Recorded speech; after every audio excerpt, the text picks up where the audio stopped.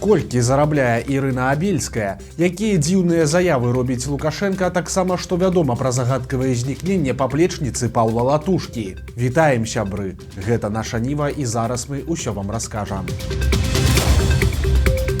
Лукашенко працягвае ператасоўваць сваіх чыноўнікаў, і сёння вядомы генерал стаў губернатарам. Колішні міністр унутраных спраў Юрый Караеў быў прызначаны кіраўніком Гродзенскай вобласці. Месяц ён займаў гэтую пасаду як выконваючы абавязкі, а цяпер узначаліў вобласць афіцыйна. Караеў атрымаў ад Лукашэнкі вось такі нягеглы камплімент. При всех недостатках, они у нас у всех есть, и у меня, и у вас, и у других, надо сказать, что у вас достаточно хороший крен в сторону положительного. Новы губернатар з'явіўся і ў Мінскай вобласці. Для гэтага Лукашенко звольніў міністра энергетыкі Алексея Кушнарэнку і перавёў яго на новую пасаду. Тут Лукашенко зноў працягнуў свае развагі пра недахопы і скончыў іх чамусьці развагамі пра сваю смерць. Нешта гэтая тэма з вуснаў Лукашэнкі апошнім часам гучыць усё часцей. Конечно, у него есть главный недостаток, кого я не допрашивал, говорю, что он очень переживает за дело. Так я говорю, какой же это недостаток? Это хорошее качество человека. Ну, конечно, если излишне паришься, я не упрекаю за это людей, потому что сам страдаю этим недостатком. Хочется, чтобы идеально было, а идеально не всегда получается. И тогда начинаешь думать, может быть, излишне.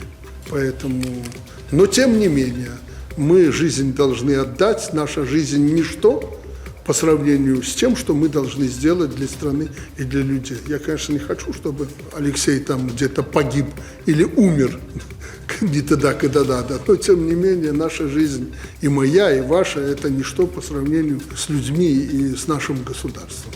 Лукашенко адразу жа прызначыў і новага міністра энергетыкі. Ім стаў Дзяніс Мароз, які раней быў у тым жа ведомстве намеснікам. Галоўнай яго задачай стане будаўніцтва другой АЭС. Пра гэта заявіў сам новаспечаны міністр. Цытата. Цяпер ідзе падрыхтоўка, каб правесці ўжо тэхнічныя перамовы аб тым, якія параметры, які кошт і на якіх умовах магчымая рэалізацыя гэтага праекта. Колькі зарабляе маці Мікалая Лукашэнкі. Ірына Абельская, былая асабістая доктарка Лукашэнкі і маці яго малодшага сына Мікалая, ужо 16 гадоў кіруе рэспубліканскім клінічным медычным цэнтрам. У народзе гэтая клініка, якая знаходзіцца ў веданні ўпраўлення спраў Лукашэнкі, вядомая таксама пад назвай Лечкамісія. І цяпер выданне бюро высветліла, якую заработную плату Ірыне Абельскай налічваюць у клініцы для так званай беларускай эліты. За 2023 год Абельская зарабіла амаль 95 тысяч брута, то бок на рукі гэта недзе 6800 рублёў. Прычым заробак планамерна павялічваўся, і ў 24 годзе Абельская атрымала 82 тысячы за 9 месяцаў. Калі вылічыць падаткі, то выходзіць 7800 рублёў на рукі. Але ж гэта не адзіная крыніца даходаў Абельскай. Яна яшчэ і так званы сенатар, то бок член Савета Рэспублікі. Вядома, што ў 23 годзе лукашэнкаўскія сенатары атрымлівалі каля $1500 у месяц. Таксама Абельскую называлі заснавальніцай прыватнай гімназіі ў Драздах, але ж яе даход адтуль невядомы. Загадкавае знікненне паплечніцы Паўла Латушкі. Сітуацыя развіваецца імкліва, але вельмі загадкава. Увечары 28 сакавіка стала вядома, што знікла сувязь са спікерам каардынацыйнай рады Анжалікай Мельнікавай. Пра гэта паведаміў сам Павел Латушка, а таксама ён заявіў, што звярнуўся ў паліцыю Варшавы. На наступны дзень прэс-сакратар польскай паліцыі паведаміў, што Мельнікава ўжо цягам некалькіх тыдняў знаходзіцца па-за межамі Польшчы. Разам з ёю зніклі і дзеці. Дзве дачкі, адной 7 гадоў, а другой 13. 37-гадовая Анжаліка Мельнікава, як і многія беларусы, да 2020 года не была заўважнай у палітычнай актыўнасці. Да 2018 яна працавала ў кампаніі «Кока-кола Беларусь» намеснікам генеральнага дырэктара па сувязі з грамадскасцю. Пасля яна пайшла ў дэкрэт, і ў 2020 годзе, пасля 2 затрыманняў на пратэстах, яна разам з мужам і 2 дзецьмі выехала ва ўкраіну, а затым у Польшчу. За мяжою яна далучылася да народнага антыкрызіснага ўпраўлення Паўла Латушкі як спецыяліст па камунікацыях. Затым яна стала і спікерам каардынацыйнай рады. Акрамя таго, Анжаліка чалавека адносна нядаўна развялася з мужам, айцішнікам Андрэем. І вось 10 сакавіка жанчына заявіла знаёмым, што хварэе, таму нейкі час не будзе на сувязі, а пасля яна раптам знікла. Прычым па нашай інфармацыі Мельнікава вылецела з Варшавы ў Лондан, а яе муж, па словах усё таго ж латушкі, раптам выехаў у Беларусь. З кім іх дзеці і дзе яны, пакуль невядома, але ж гэта далёка не канец гісторыі. Аказалася, што ў фонд Мельнікавай мусілі прыйсці грошы ад донараў на каардынацыйную раду і кіберпартызанаў. Гаворка пра суму каля 100 000 еўра. Што з імі невядома, бо праверыць стан рахункаў ніхто не можа. Гэта пацягнула за сабой яшчэ адзін паварот. Сам факт таго, што каардынацыйная рада атрымлівала такія немалыя грошы, стаў нечаканасцю для некаторых дэлегатаў. Яны былі упэўненыя, што арганізацыя працуе цалкам бясплатна. І цяпер сітуацыя яшчэ больш заблыталася, бо Павел Латушка заявіў, што з 19 сакавіка мабільнік Мельнікавай знаходзіцца на тэрыторыі Беларусі. Ці значыць гэта, што яна таксама там, дакладна пакуль ніхто не ведае, але ж галоўныя бенефіцыары гэтага скандалу пакуль што лукашэнкаўцы. Праўладная прапаганда ўжо 3 дні радасна водзіць хараводы, глуміцца над сітуацыяй усімі спосабамі і старанна намякае на сувязь Мельнікавай са спецслужбамі Лукашэнкі. Напрыклад, блізкі да КДБ прапагандыст Ігар Тур спрабуе шматзначна намякаць, што Анжаліка, маўляў, працавала як агент прыкрыцця. Ці гэта сур'ёзныя заявы, ці жартаўлівы блеф, незразумела, бо ніякай канкрэтыкі ў словах Тура няма. Прынамсі пакуль. Рубрика «Даўно пра вас не чулі». Былы дыпламат і дэпутат Андрэй Савінных незаўважна знайшоў сабе новую працу. Калісьці ён працаваў ад Беларусі ў ААН і быў паслом у Іраку і Турцыі, а цяпер былы дыпламат у асноўным выступае ў ролі эксперта на дзяржаўным тэлебачанні, дзе задавальненнем крытыкуе Захад, нягледзячы на тое, што яго дачка вучылася ў Швейцарыі, а цяпер жыве і працуе ў Лондане. Цяпер у чарговым прапагандысцкім шоу Савінных прадставілі як намесніка старшыні ліберальна-дэмакратычнай партыі, то бок намесніка Олега Гайдукевіча. І адметна, што гэтую пасаду Савінных атрымаў вельмі ціха. Усё ж стаў другім чалавекам у намінальна вялікай і папулярнай праўладнай партыі, а ў соцсетках нават пра гэта нічога не напісаў. Магчыма, сам Савінных баіцца сурочыць, бо праца гэта зусім неўдзячная. Бліжэйшыя паплечнікі Гайдукевіча і заўважныя функцыянеры ЛДП рэгулярна траплялі ў турму. Так было, напрыклад, з намеснікам яшчэ Гайдукевіча старэйшага Уладзімірам Карунасам. У 2009 годзе дэпутат Мінгарсавета Карунас атрымаў 5 гадоў калоніі з канфіскацыяй за карупцыю і махлярства. Тыя ж 5 гадоў калоніі ў 2019 годзе атрымаў іншы намеснік старшыні ЛДП Сергей Ярмыкін, якога асудзілі за махлярства ў асабліва буйным памеры. А ў 2021 годзе па тых жа артыкулах аб карупцыі і махлярстве на 8 гадоў асудзілі блізкага паплечніка малодшага Гайдукевіча Александра Косача. Іншы лукашэнкавец паспешна пазбаўляецца ад беларускай маёмасці. Гаворка пра экс-кіраўніка службы бяспекі Лукашэнкі і былога міністра ўнутраных спраў Беларусі Уладзіміра Навумова. Яго падазраюць у дачыненні да знікнення апанентаў Лукашэнкі. Палітыкаў Юрыя Захаранкі і Віктара Ганчара, бізнэсоўца Анатоля Красоўскага і тэлеаператара Дмітрыя Завадскага. Лукашэнка зняў Навумова з пасады міністра ўнутраных спраў у 2009 годзе. Пасля генерал-лейтэнант перабраўся ў Расію і цяпер ён зарабляе грошы ў акупаваным Марыуполі. Яго фірма будуе там гандлёвы цэнтр і экспартуе зерне праз Марыупольскі порт. Але ж у Беларусі Навумаў мае раскошны дом у элітным мікрараёне Дразды, і ўнутры там італьянская мэбля і плітка, нямецкая сантэхніка і 3 паверхі. Цяпер Навумаў спрабуе экстрана прадаць гэтае жыллё, якое, дарэчы, аформленае на яго жонку Аллу. Як заўважыў партал Зеркала, у лютым дом выставілі на продаж за 12 мільёнаў 700 тысяч беларускіх рублёў, што складае каля 4 мільёнаў даляраў. Цяпер цану скінулі ажно ўдвая і просяць 6 мільёнаў 200 тысяч беларускіх ці 2 мільёны ў далярах. Але з чым звязаная такая спешка ў продажы нерухомасці, пакуль незразумела.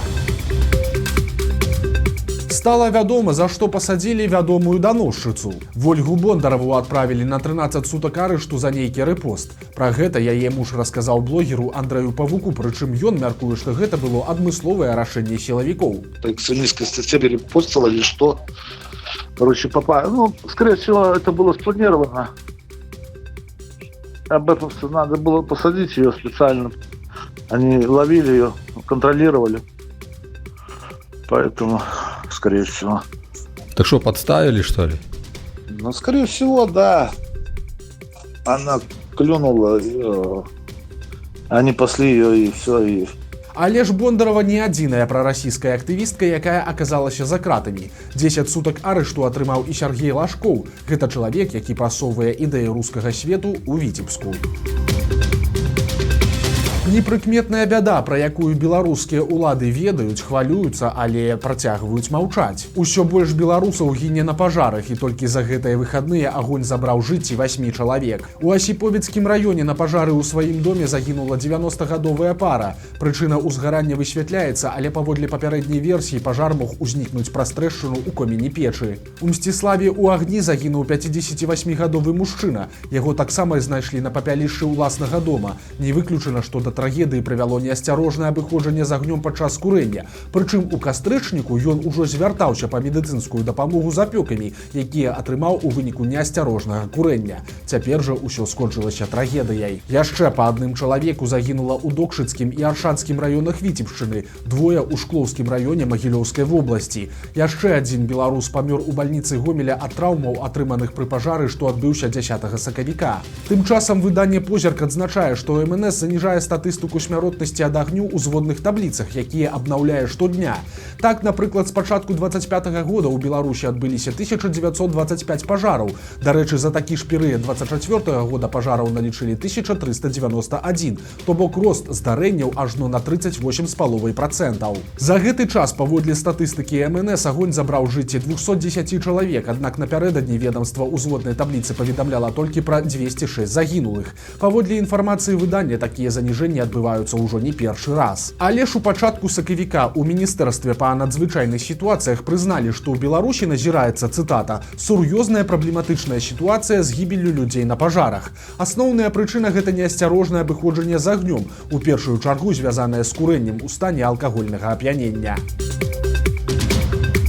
Нечаканыя юрыдычныя нюансы. У Беларусь даставілі Віктара Рэцкага, бандыта, які амаль 20 гадоў быў у вышуку і які быў штатным кілерам вядомай групоўкі Марозава. Але ж прысудзіць яму расстрэл на радзіме не змогуць. Даць пажыццёвае зняволенне таксама, бо справа ў тонкасцях міжнародных дамоўленасцяў і беларускага заканадаўства. Што тычыцца расстрэлу, то тут важна, што і Беларусь, і Казахстан, адкуль даставілі бандыта, з'яўляецца удзельнікамі Кішынёўскай канвенцыі. Згодна з ёю, калі чалавека выдалі з краіны, дзе няма смяротнага пакарання, то найвышэйшая мера яму не пагражае, куды б яго не выдавалі. У Казахстане смяротнага пакарання якраз няма, значыць, вынесці бандыту такі прысуд у Беларусі таксама не могуць. Наколькі пасадзяць кіллера, залежыць ад таго, калі ён здзяйсняў забойствы. Бо да 97-го года ў беларускім крымінальным кодексе не было такой меры пакарання, як пажыццёвае зняволенне. Закон не мае зваротнай сілы, і таму за злачынствы, здзейсненыя да таго часу, Рэцкаму нельга прызначыць пажыццёвае. Ці дадуць яму 25 гадоў турмы, таксама незразумела, бо гэтая норма з'явілася ў заканадаўстве яшчэ пазней.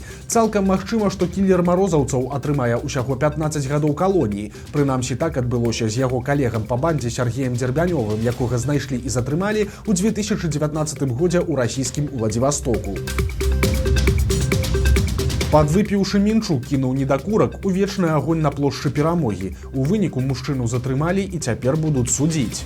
На мужчыну завялі справу за хуліганства. Пакуль што ён знаходзіцца на волі, але пад падпіскай аб нявыездзе. Яму пагражае ад штрафа і да 3 гадоў калоніі. У Брэсце малое дзіця выпала з акна 4-го паверха. Вядома, што хлопчыку ўсяго 4 гады. Ён быў у пакоі са сваёй 17-гадовай сястрой і гуляўся на падваконніку. У нейкі момант малы адкрыў акно, абапёрся на маскітную сетку і выпаў на зямлю. На шчасце, ён выжыў, і цяпер ён знаходзіцца ў бальніцы пад наглядам медыкаў. Вось такія навіны панядзелка. Падпісывайцеся на канал, стаўце лайкі альбо дызлайкі і выказвайце заўвагі ў каментарах. І, канешне, чытайце нашу Ніву, глядзіце нашу Ніву і любіце Беларусь. До сустрэчы заўтра.